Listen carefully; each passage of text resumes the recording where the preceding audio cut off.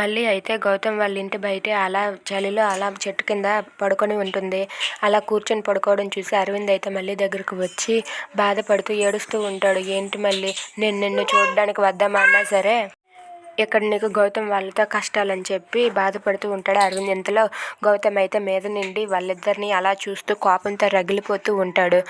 ఏంటి వీడు మళ్ళీని వదలకుండా ఇక్కడికే వచ్చాడు, వీడు మళ్ళీని వదిలి ఉండలేడా ఏంటి అని చెప్పి గౌతమ్ అయితే అక్కడ విరుచుకుపడుతూ ఉంటాడు. ఇక మళ్ళీ అయితే అలా కూర్చొని అలా నిద్రపోతుంది. మళ్ళీని చూసి అరవింద్ అయితే చాలా బాధపడుతూ ఏడుస్తూ తన ఒంటి మీద ఉన్న సాల్వాన్ని తీసుకొని మళ్ళీపై కప్పుతాడు. ఇంత చలిలో ఇలాగే ఇక్కడే పడి ఉన్న మళ్ళీ నేను అస్సలు చూడలేకపోతున్నాను, నాకు చాలా బాధగా ఉందని చెప్పి అరవింద్ అయితే మళ్ళీని చూసి మళ్ళీని లేపకుండానే అలా తనని చూసి ఏడుస్తూ అక్కడే కూర్చొని ఉండిపోతాడు.